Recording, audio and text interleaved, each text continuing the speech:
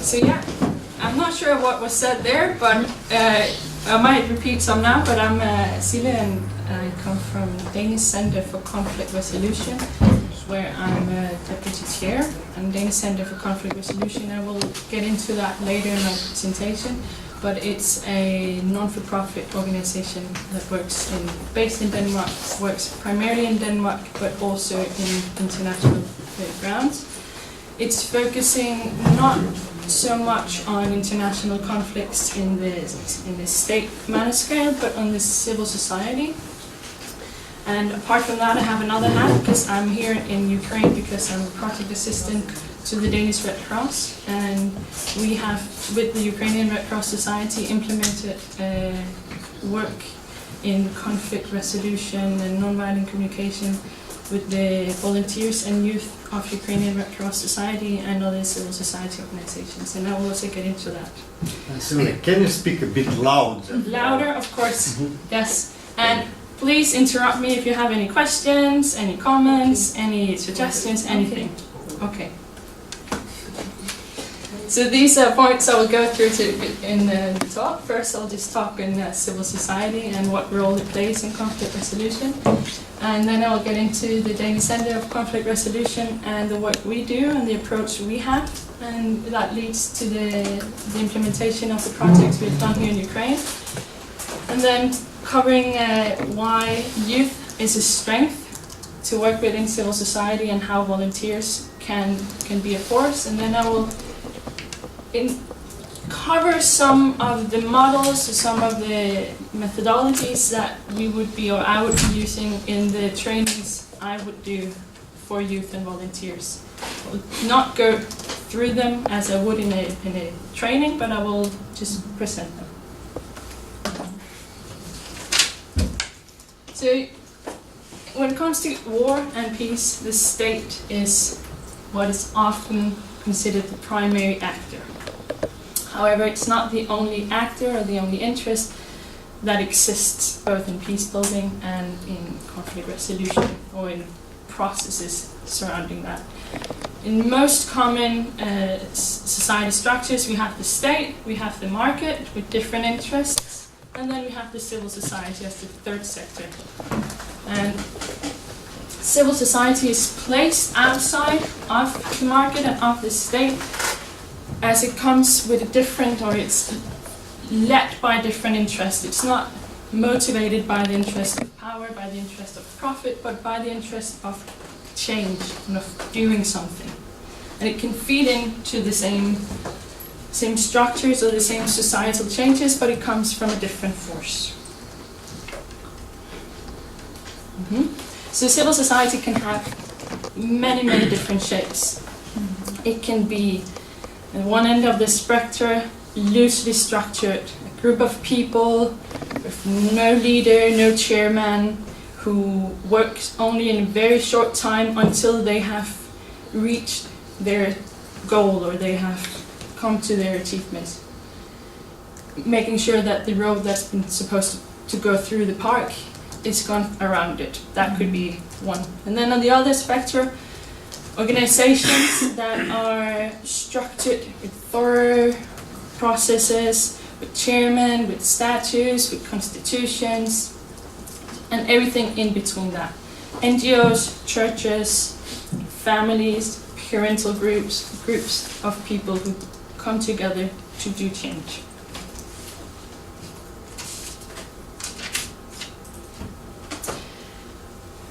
Let me just see. Yes. Lederach, he is a professor whose approach is that we cannot work on conflict resolution if we don't work from civil society. Especially his critiques goes to Western conflict mitigators who come in with an approach not knowing the context and not focusing on those with the actual knowledge, the experts. So that's the approach of why it's necessary to work with civil society. Because the civil society in a given context are the experts on that context. And by empowering, by training, by opening up for ideas, they will become the voice that's needed. Yes. And two ways of working with civil society is by engaging youth and by working through volunteers as the source. Danish Center for Conflict Resolution. We have this approach. Maybe if we go to the next slide. We were founded in 1994 as a non-for-profit organization. We consist of 3 rooms in the organization. One working on volunteers, on youth, doing workshops for those who cannot afford to have the empowerment or the training that they might need in given context. We have a room that works on mediation. Could be perpetrator and victim mediation. It could be mediation with the police and groups in conflict in society. And then we have the last group that does trainings of different kinds. It can be trainings over a 6-month period for the health staff in how to deal with people, how to interact with people. Because what our focus is on interrelational conflicts. It's on societal conflicts and personal conflicts. And we believe that once you know how to deal with your own conflicts, once you know what's at stake, and once you understand yourself in a context, then you have taken the first step to also being that force of change in conflict relations, either in society or in your personal family or circles. And we believe, but to stay there, but we believe everybody can learn to deal with conflicts. From kids to adults to politicians to people working with, so everybody can learn it. That's cool. See? What I do for the Center for Conflict Resolution is I go out and train youth and volunteers. I do that in international settings of trainings for a period of a week, training volunteers in how to be that change in their own society or how to be that change in their own organization or university or whatever group it might be. It can be, I've trained people, young people who are member of union groups, labor union groups, and different civil society organizations to young teachers, students of teaching. So that's my main focus or my main task with the Danish Center for Conflict Resolution. I focus on conflict understanding and conflict resolution in a personal sense, on non-violent communication, on dialogue, and on do no harm. Those are the main areas of my training. We believe in the Danish Center for Conflict Resolution that conflicts are the disagreements that leads to tensions, either within oneself or between two people. And these are the interrelational conflicts. And by focusing on interrelational conflicts in society with youth, it can lead to the social cohesion and the social changes. So I can easily be in a conflict with you, it's okay, without you knowing it, because it's in me, but it's still affecting the relationship. It's still creating tensions. So that's a conflict. They are part of life, and we cannot get around them, and we should not. We should not avoid them. The easiest way out of a conflict is if we go through it, is if we deal with the conflict. Conflicts can lead to changes, if they're positive changes, if they're dealt with in the right manner. The Chinese sign for crisis consists of 2 different signs. One that means danger, and the other that means possibility. And that is a conflict. If it's dealt with in the right way, it's possibility. If it's dealt with in the wrong way, or completely avoided, it means danger.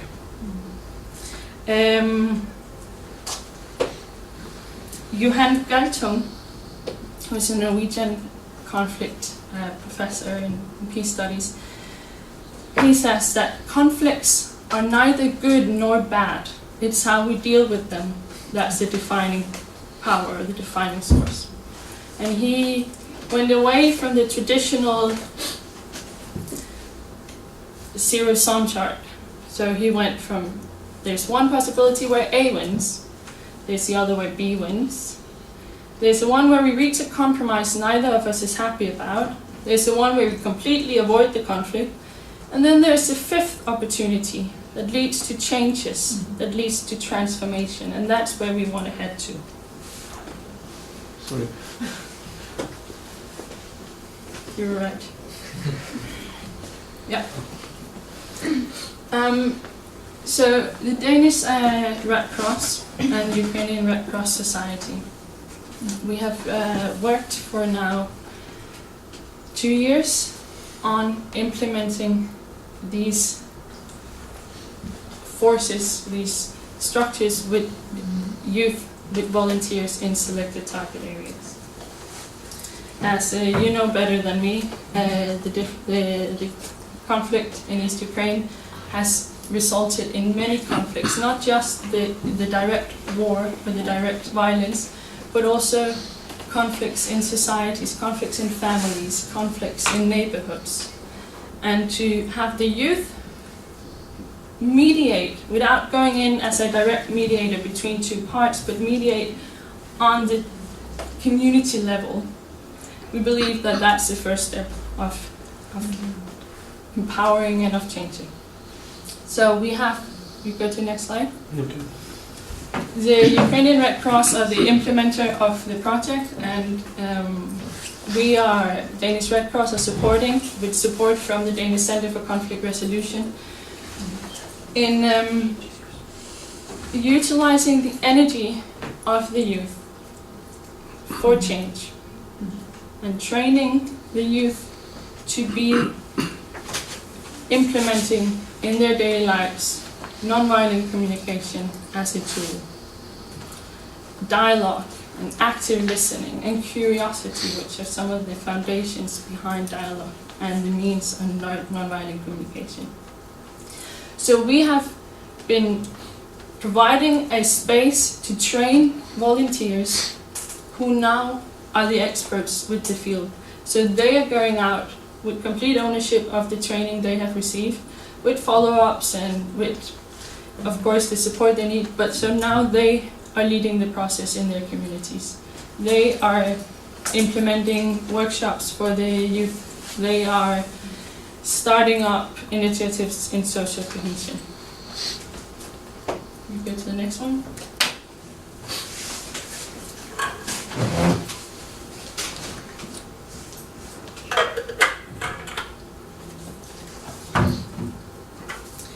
So by training the youth, we are providing them with the skills that they need, and that can lead to stronger social cohesion, and that can lead to youth as an active role, instead of leaving youth, as can sometimes be the case, especially when there are conflicts in society, either if it's big conflicts or conflicts that we experience everywhere, that youth are left out. So by giving youth the skills to be the experts in how to creating a space for social resolution, or for social cohesion and conflict resolution, they become those with the knowledge, and they become those with the tools to create changes. And that also feeds into why youth is important, because youth is not only the future. So if we don't focus on youth, we will be damned in another 50 years, because youth will be those who will lead us. But youth are also those with the desire for change, with the energy for change, and with the aspirations for change. And to utilize this change in a positive manner can lead to greater things than to let it be, to let the change that they wish for be ignored, can lead to different conflicts, to criminal acts, to violence, to substance abuse. So utilizing this force of change within them to create positive change.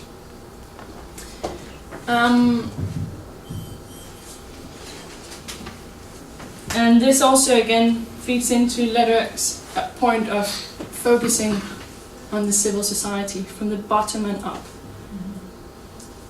in order to create any positive changes and in order to reach any conflict resolution or any conflict understanding.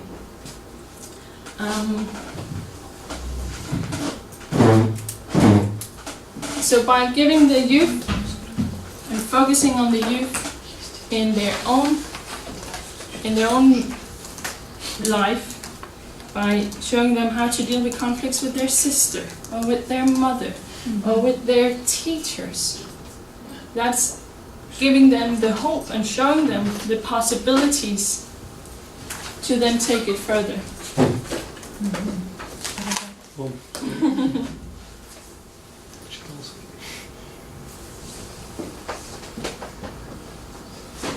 In conflict resolution, in the Danish Center for Conflict Resolution, we say that, just as Galtung says, there's no wrong or bad or good conflicts. There's also no right or wrong conflicts. My conflict and the way I experience it is just as right as yours, even if their experience is completely different. Yeah. And we are only the experts on our own conflicts. But by providing a language and by providing tools to express the knowledge we have of our own experience, and that gives the opportunity to give ownership back, to provide the platform of making individuals experts on their individual experience in the greater experience that is taking place. Volunteers as an element in this approach, because for sustainable matters, for involving all of civil society, we cannot rely on experts coming in, and we cannot rely on the conflicts to be resolved on a level of diplomats and mediators to come in. But volunteers provide a strength that is not seen in many other places, because they come from the force of simply just wanting to act. So using that to create the platform where they then can act. So we train them, we empower them, and we let them be the connecting power between the civil society and the different backgrounds, the organizations or the institutions or the local governments. Go back one more time, sorry.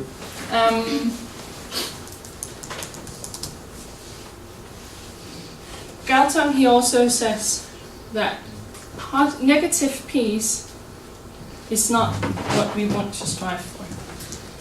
Negative peace is peace where there's no violence, no direct violence, but there can still be a structural violence and there can still be a cultural violence. And positive peace is not achieved before we have eradicated all the three different violence. So by focusing on civil society as a whole, of volunteers and of youth and of communities, the well-being is focused, or the well-being is goal in a whole. So it's not just solving the direct violence, it's also solving the aftermath of the direct violence. UNESCO, they have in their declaration, they say, since war starts in the mind of people, it's also in the mind of people we have to start changing first. So by providing empowerment, by providing knowledge, that's the first step to changing towards not creating war.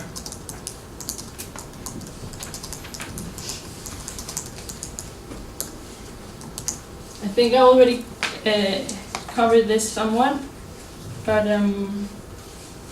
maybe as a wrap up of this before I go on to the next, I have 2 models I will show you of how we work.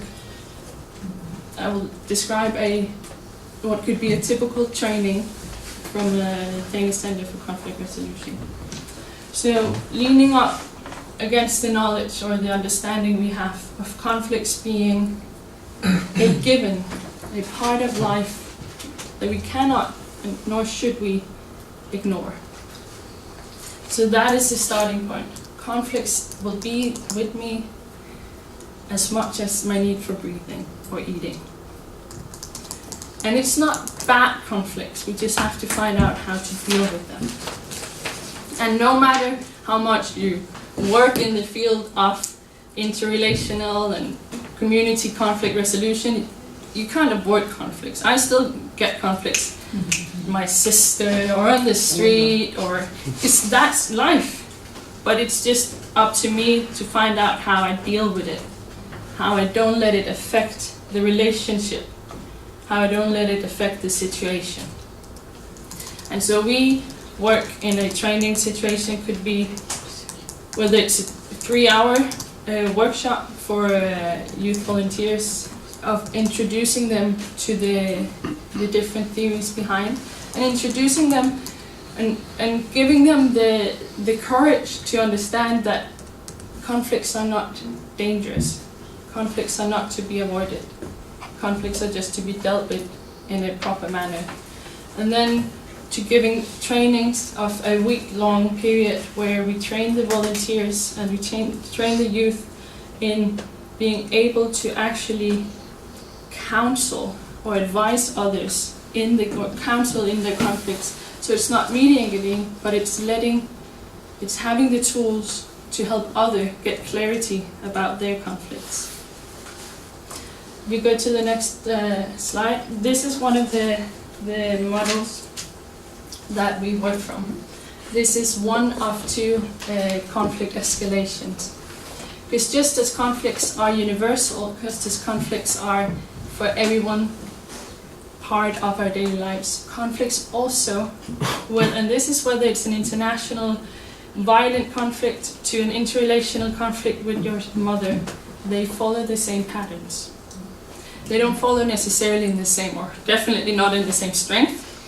And conflicts don't necessarily follow the same steps, but conflicts follow the same patterns, just as we humans react in the same way. And that's again whether it's big violent conflicts or an interrelational personal conflict. This conflict staircase, as we call it, is developed by the Danish Center for Conflict Resolution, but it's inspired by Belfast University in Northern Ireland. And there's not one direct source to this model, so there are probably also other sources. But this one we have developed, and this is an example of a conflict that escalates more visibly, and we have different ways of reacting in conflicts. So some will maybe find that their conflict is not as outspoken, but they follow the same steps. And I'll just briefly go through. The first step here, it's disagreement. So this is before the conflict starts, because as I said earlier, conflicts are disagreements that leads to tensions that then affects the relationship. So this is still just a disagreement. You and I, we don't agree. That's it. Then we have the first important threshold. There, once you cross that, you develop, or the conflict develops. Because I'm here now, and you know what? It is your fault. It is your fault. And yes, you will say, no, it's your fault. And then we can be like that. It's your fault, it's your fault. So the tensions start. The disagreement leads to tensions. The next step is, because you know, it's not the first time. It's not. Every time. And this is where you will probably say things as always or never. Because you always do that. Then the next one is,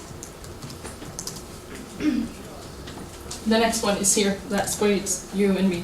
It's always, it's never, and it's not the first time. Then we have the next important threshold. I have some books with me here, and I will just show them afterwards. Unfortunately, 2 of them are only in Danish, but this is our, this is the main book that we use, and in Danish it's called Conflict and Contact. Because contact is what we have to maintain to solve the conflict. And if we lost contact, we have to work towards gaining contact back. Because with this threshold, once that's crossed, contact is lost. This might also be the point where I will need someone to support me. You've noticed it as well. Yeah, so now we're more. And I get the support and I get the confirmation that I might need, because it's hard to be in conflict. And it can be so tearing you apart. So you need the support from others. You might need the support from those who say, yeah, she is like that all the time.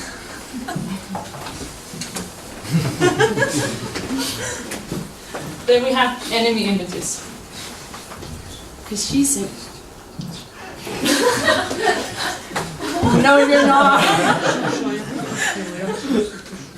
And it's no good. With her, it's no good. It doesn't even matter. Because I've tried it before, it doesn't even matter if I try again. Because that's just how she is. Those ones, you know, those people who are just those ones, you can't deal with them. In violent conflicts, you will have this with the Nazi Germans. They call the Jews rats. So they were rats. It's easier not to deal with them if you create an enemy picture. In Rwanda, the Tutsis were called cockroaches. So you create an enemy picture of the enemy as an easier way to justify why you're not dealing with it. Then we come to open hostility. And by this time, none of you are doubting that there's a conflict here. Maybe whenever she talks, I roll my eyes. And she goes again, yeah. Or interrupt her, and she laughs. Did you see she laughed just now as I was speaking? And it doesn't, it's clear. And then the last one is polarization. You know, I'm not even going to be in the class when she's there. I can't be in the same room as her. So I'm going to move myself away from the conflict situation. So the idea is to avoid it getting up here, or if you get up here, to find a way down. This staircase isn't taking one step at a time. The disagreement can be a disagreement, and then like that, I'm up here. Or I can maybe then try and get the support from someone, and then that someone helps me down a bit, so I get down here. So we can move up and down of the staircase in a conflict. And you can do it very quickly, yeah? It can also happen like that, and it can happen over years. Yeah. And that is also to do with our past experiences. It also is to do with our state of mind. Many things plays in how we act and react in conflicts. We also have the other one where the conflict is more internal, where I might not be expressing the tensions, and that often leads to more self-doubt, where I would go spend a lot of time with, maybe it is me. No, but it is her. I swear it's her. No, but maybe it's me because I think I said something that upset someone else. So maybe, no, but this isn't fair. So it's not just me. It can be. So you will have more of an inner dialogue. So this is the conflict escalation, the staircase. And this is the same whether it's between you and me or whether it's between two states. The expression varies, the force varies, and the people affected and involved varies. And the length, as you said, it can be from half an hour to half a lifetime. And even if you're at polarization, it's important to remember that you can still come down. You're not stuck at polarization just because you ended there or landed there. You can still come down.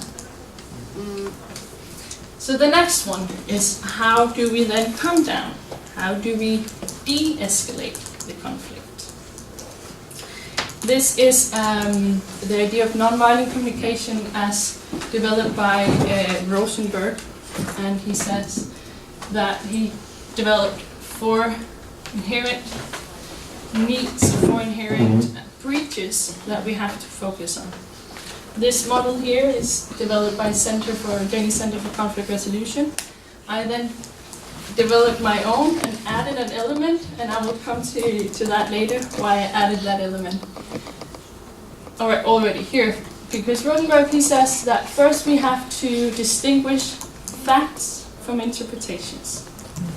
That's in the head. So we have to think, what happened and how did I interpret what happened? That's why I added the backpack. Because we interpret differently depending on what we bring with us. So what's in our past is affecting how we judge things and how we see and understand things. So what happened was I spoke, she got up, left the room and closed the door. That's the facts. Everybody in the room would say the same. How I interpreted that thing was she interrupted me and she slammed the door just to annoy me. So that's the facts and interpretations. Then we go down to the heart, the feelings. Because what happened and how I experienced what happened made me feel angry, ashamed, embarrassed, insecure, frustrated, annoyed, whatever it might make us feel. And here it's important to keep it within ourselves, with ourselves, because I cannot feel that she was, So I feel angry, but I can't feel that she was being irritating. No, I feel something, and she feels something. And these 2 feelings can be completely different, but they're still right for both people. Then we have the needs. That's the stomach. Because what needs were not met since I felt this? I have a need for order. And so when she left the room as I spoke, I got confused or insecure. Or I have a need for respect.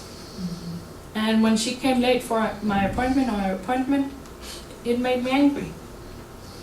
Then this is where dialogue comes in. This is where active listening comes in. This is where honesty comes in, because what is respect for me is not necessarily respect for you. So this is where we have to communicate. Respect for me means when we have an appointment and we say we meet at 3, we meet at 3.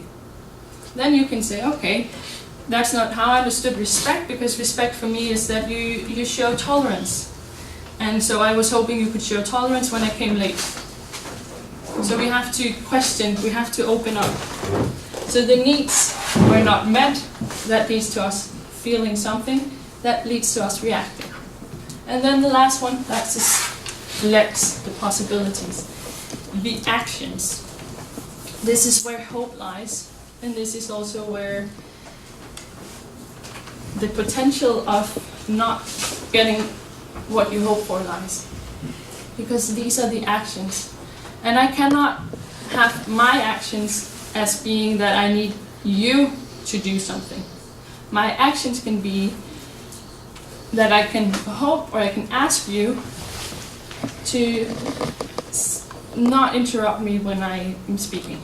Or I can ask whether if you're going to be late, you can send me a text. And then I can hope for that to be met. So this is the possibilities for change. This is the possibilities for resolving the conflict. And this is when, again, I underline this a lot, but it's important to remember this is when it's interpersonal or interrelational conflicts. But this is also the first step to understand community level conflicts and how to deal with them. So this is a model of nonviolent communication, and this can be used internally. I do this a lot when I have conflicts. I go through this with myself. Mm-hmm. It can also be done when I have a conflict. I ask when I did that, can you help me try and understand what happened? What did you feel when I did that? So I use it also as a guiding point to solve the conflict. We might not be able to solve the conflict when we want to, because it requires that both people are ready to solve the conflict. And when we are in a conflict, there's a lot at stake. We have a lot to lose, and we also have a lot to gain. But we can be so hurt, or we can be so scared or so angry that we are not ready to deal with the conflict at the given time. And then that, unfortunately, is nothing that can be done but wait and be patient and try and remain open-minded and try and still reinforce dialogue as a tool and curiosity and active listening. So these two tools would be, models would be presented in a training. You had a very short presentation.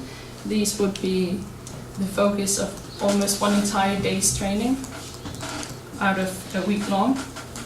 This would be at the end of the training to have the volunteers in supervised settings try and use these steps of nonviolent communication with each other already there to try and solve the conflict.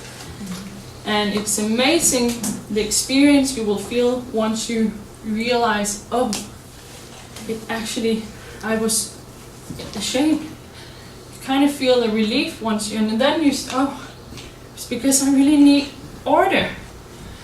And then once the conflict is resolved, the shoulders go down completely. And the idea is once the volunteers and once the youth have experienced this on themselves, they also have the power and force and energy to try and use this in the communities. And that will then lead to social cohesion as a stronger force and the community or societal conflicts to be resolved or to be first step taken to resolving them. And then there's questions.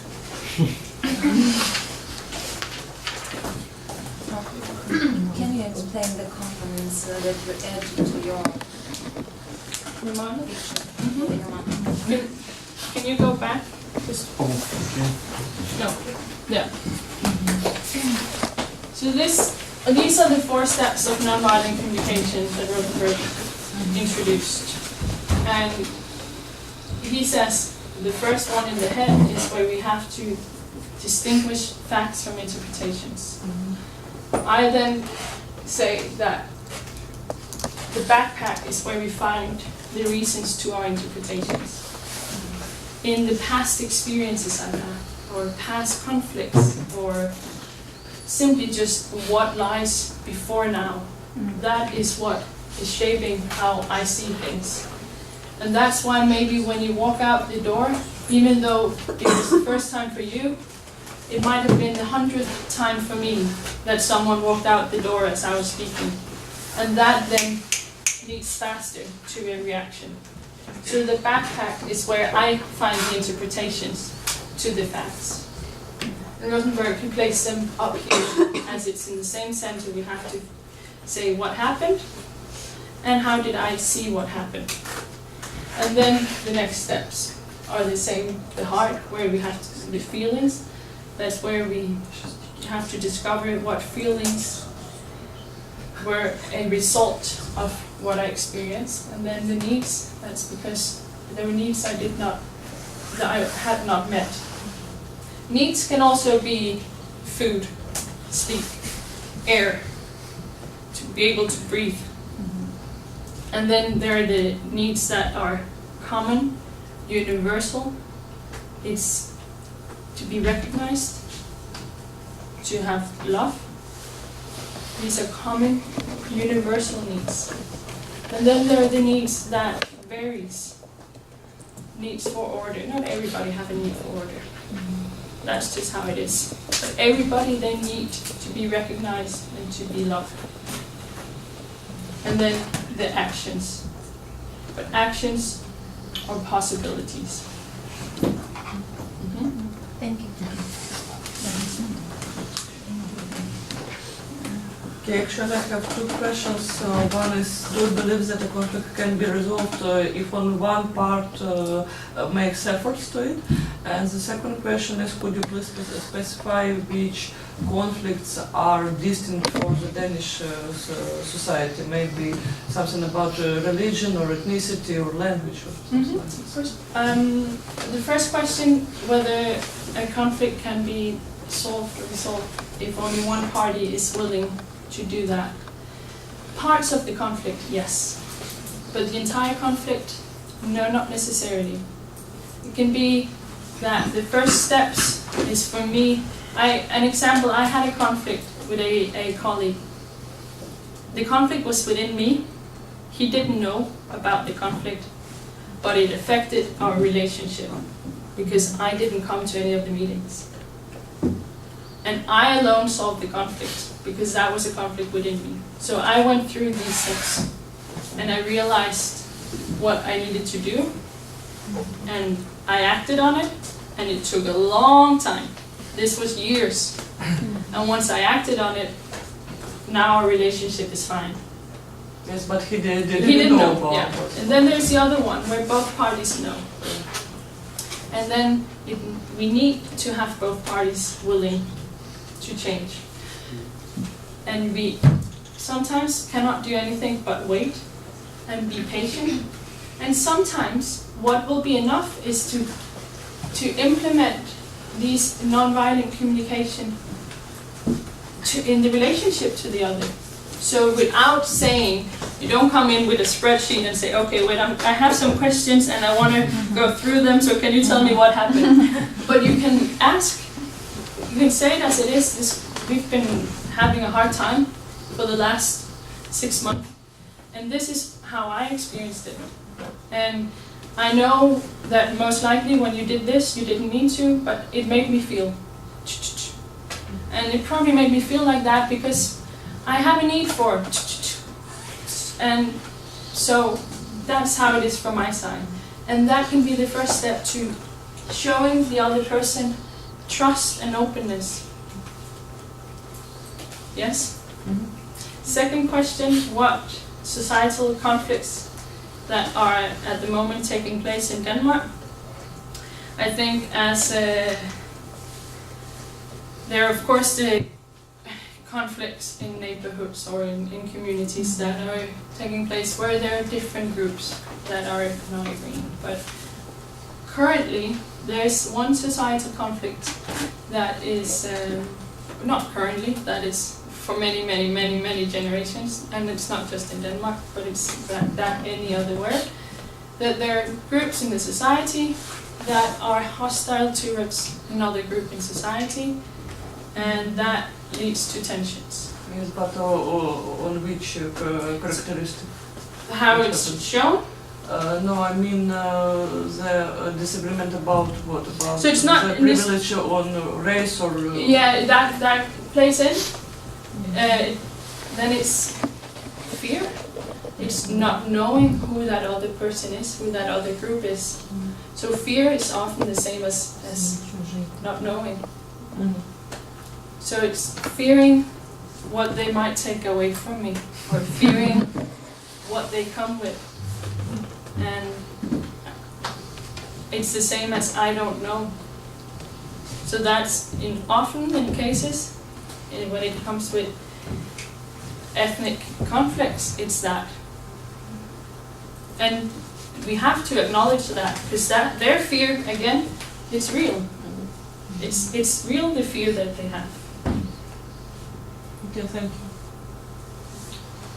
What is the role of youth in, for example, family conflicts resolution when we talk about domestic violence between parents? That's a difficult one, especially because then the conflict is not just, it has escalated to a point, but we also have other structures playing it. A conflict can take place on many different levels, on many different structures. And some situations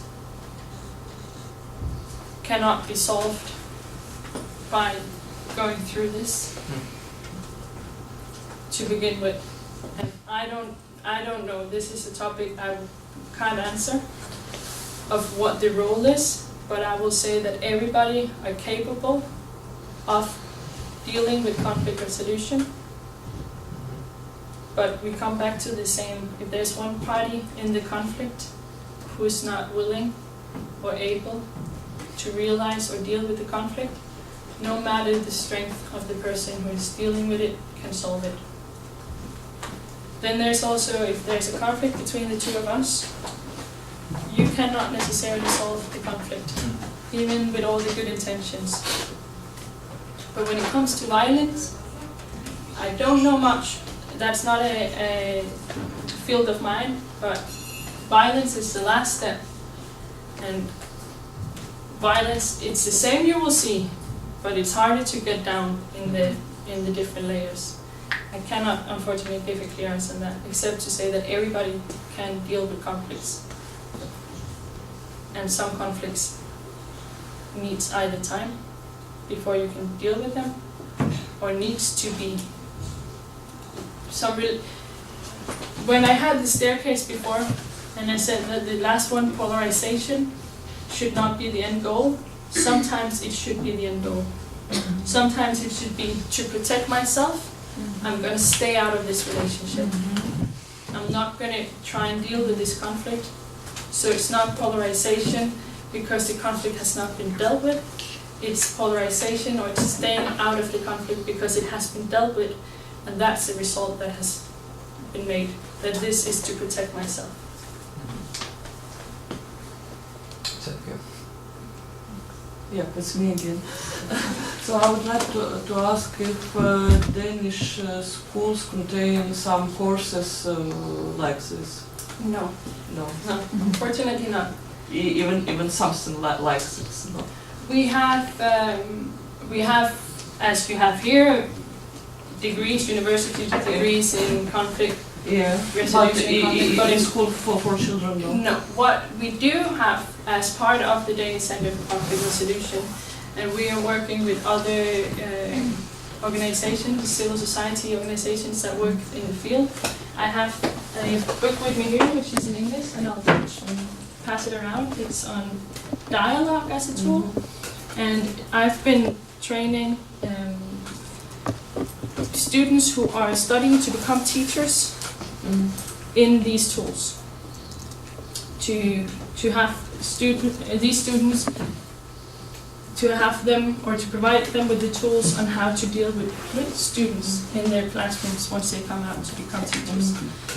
But it's not institutionalized in the curriculum, no. These are different special agreements that have been made with different institutions or schools.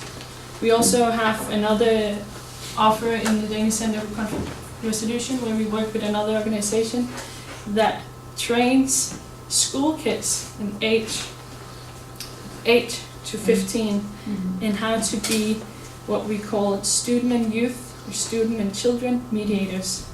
So to create in their classroom, in their community, a framework of how to deal with conflicts and how to acknowledge and recognize them. Are you working on the program of course to implement in the schools of Denmark? No, it's not. Do you plan to? I would love it to be part of the curriculum. I think it should be. It's just as important as knowing how to congregate verbs if you're a teacher of language. I think so. But I think that would be a long way, unfortunately. Yeah. Okay, thank you. Any more questions? So, SILLE, yes. How we can do, for example, to reduce some big conflicts to everyday tasks, for example, when we talk about war and interaction between two people from different countries, which are Hostile to each other. So How we can reduce the big conflicts to daily tasks?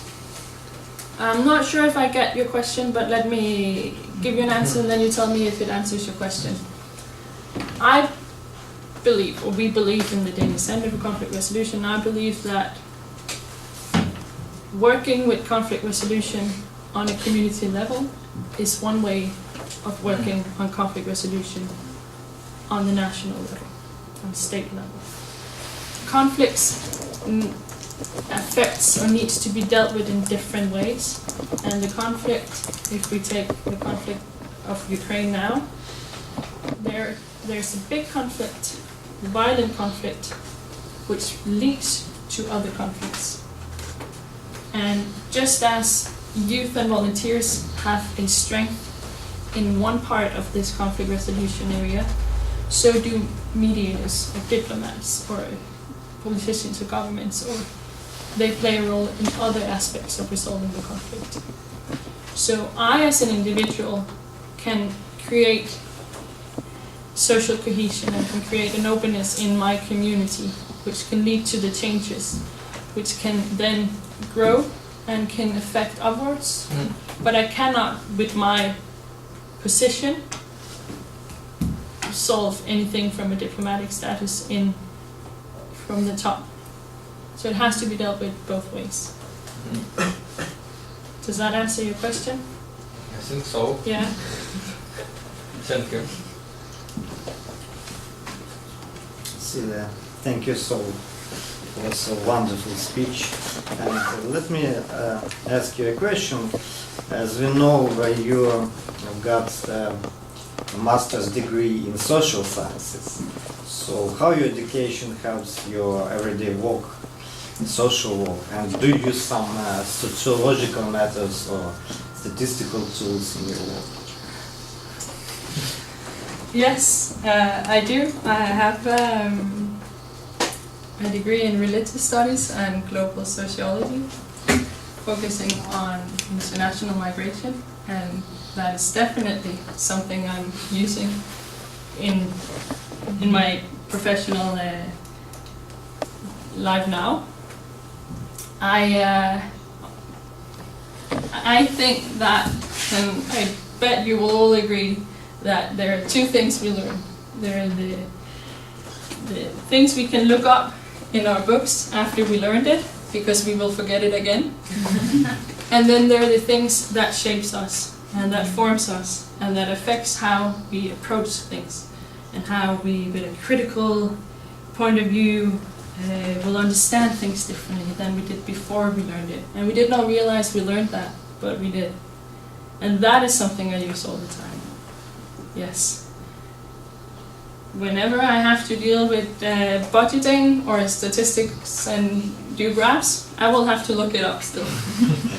But the most important lesson is, for me, the lesson I'm not aware of, but which has definitely shaped the way I deal, and I use it a lot, my social background in how I deal with when I have to do reports, my critical point of view when I both read and write for my reports, when I interview people, when I do this.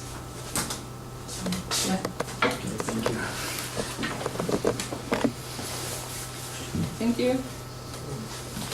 If that's all, we can make a photo together. No, just But I think I'm too tall to be... one more, please. Cheese. Okay, that's good. Может кто-то со мной еще? А попросить, будь ласка.